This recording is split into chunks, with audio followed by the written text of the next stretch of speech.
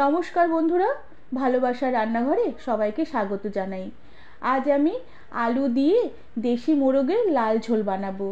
শীতের দিনে এই মোরগের লাল ঝোল দিয়ে আটার রুটি বা চালের রুটির সাথে খেতে দুর্দান্ত লাগবে।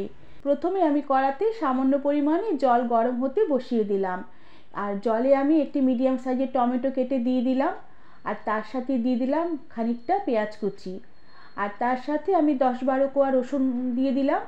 সাথে রসুন যতটা দিয়েছি তার অর্ধেক আদা দিলাম, আর ঝালের জন্য দিয়ে দিলাম 4-5টা কাঁচা লঙ্কা, আর সাথে 2-3টা শুকনো লঙ্কা দিয়ে দিলাম। এই টমেটো আর শুকনো লঙ্কা গরম জলে ফুটিয়ে বেটে রান্না করলে যে কোনো ঝোলের কালার লাল হবে।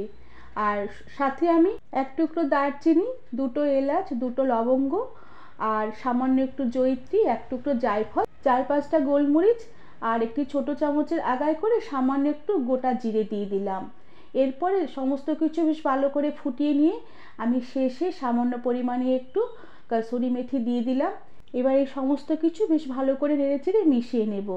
মশলাগুলো গলে বেশ নরম হয়ে আসলে এবার আমি গ্যাসের আঁচ বন্ধ করে দেব, আর এই সমস্ত মশলাগুলো তুলে নেব। আর কড়াতে যেটুকু জল আছে সেই জল দিয়ে সমস্ত মশলাগুলোকে শিলপাটায় বেশ বেটে রেখে দেব। এরপর কড়াতে পরিমাণ মতন তেল দিয়ে দিলাম, আর তেল বেশ ভালো করে গরম করে নিয়ে মাংসের আলুগুলোকে এবার ভেজে নেব। এর জন্য 4 টুকরো আলু দিয়ে দিলাম। আলুতে আমি এখন নুন দেব না, সামান্য একটু হলুদ গুঁড়ো ছড়িয়ে দেব, যাতে আলুগুলো বেশ তাড়াতাড়ি লাল লাল করে ভাজা হয়ে যায়। আর আলুগুলোকে একটু নেড়ে চেড়ে নেব। আলুগুলো বেশ চতুর্দিক লাল করে ভাজা ভাজা হয়ে গেলে আমি আলুগুলোকে কড়া থেকে উঠিয়ে রেখে দিলাম।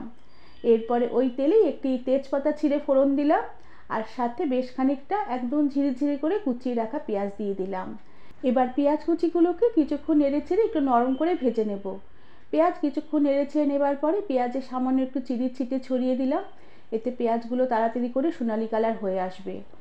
আর পেঁয়াজ ভাজতে ভাজতে যখনই পেঁয়াজ একটু হালকা হালকা সোনালি কালার হয়ে আসবে সেই সময় আমি যে সেদ্ধ করা মশলা বেটে রেখেছিলাম সেই বাটা মশলা দিয়ে দিলাম। সাথে পরিমাণ মতো নুন দিয়ে দিলাম, আর পরিমাণ মতন হলুদ গুঁড়ো দিয়ে দিলাম, আর সামান্য একটু ধনের গুঁড়ো দিলাম, আর সামান্য পরিমাণে একটু কাশ্মীরি লঙ্কার গুঁড়ো দিলাম।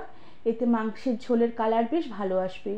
এবার এই সমস্ত মশলাগুলোকে বেশ ভালো করে নেড়েচেড়ে কিছুক্ষণ কষিয়ে নেব, যতক্ষণ না মশলা থেকে ভালো একটা গন্ধ বের হয়। কিছুক্ষণ মশলা এভাবে কষিয়ে নেবার পরে মশলা থেকে খুব সুন্দর গন্ধ বেরোতে শুরু করেছে, আর মশলা থেকে তেলও সেপারেট হতে শুরু করেছে। এই সময় আমি মাংসগুলোকে মশলায় দিয়ে দেব। মোরগের মাংস আমি সামান্য পরিমাণে নুন আর একটু হলুদ গুঁড়ো আর সামান্য একটু কাঁচা সর্ষের তেল মাখিয়ে প্রায় ঘন্টাখানেকের মতন ম্যারিনেশন করে রেখে দিয়েছিলাম। এবার এই সমস্ত মাংসগুলোকে মশলার সাথে বেশ ভালো করে নেড়েচেড়ে একটু মিশিয়ে নেব। মাংস মশলা বেশ ভালো করে মিশে গেলে এরপর আমি গ্যাসের আঁচ কমিয়ে দিয়ে ঢাকা দিয়ে রেখে কিছুক্ষণ রান্না হতে দেব।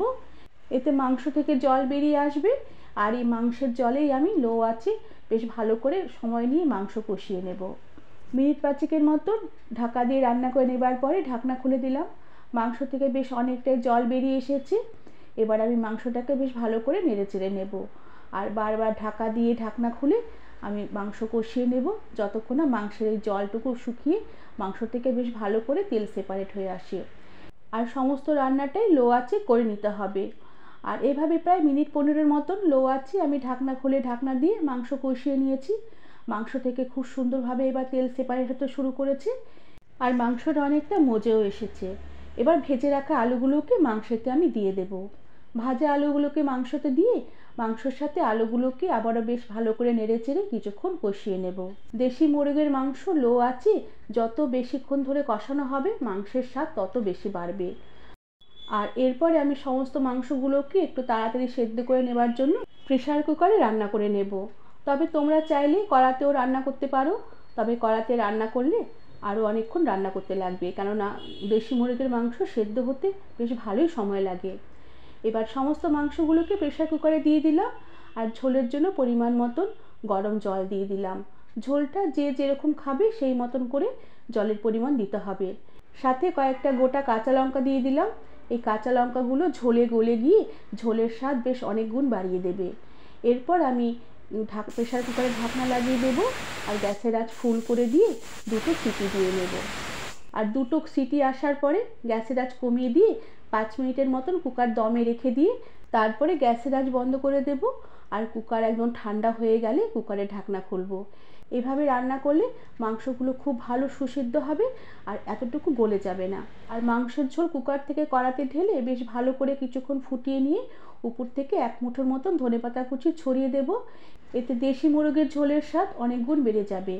এবার গ্যাসের আঁচ বন্ধ করে দিয়ে ঢাকা দিয়ে রেখে কিছুক্ষণের জন্য স্ট্যান্ডিং টাইমে রেখে দেব। বন্ধুরা, শীতের সময় এরকম গরম গরম আলু দিয়ে মোরগের লাল ঝোল তোমরা সহজেই বানিয়ে নিতে পারবে। আশা করি তোমাদের রেসিপিটি ভালো লেগেছে। রেসিপিটি তোমাদের ভালো লাগলে একটি লাইক, শেয়ার আর সাবস্ক্রাইব করে দেওয়ার অনুরোধ রইল। আর তার সাথে আমাকে কমেন্ট করে জানাবে আমার রেসিপিগুলো তোমাদের কেমন লাগছে। আজ তাহলে আসি, পরে আবার একটি নতুন রেসিপি নিয়ে দেখা হবে। ধন্যবাদ বন্ধুরা।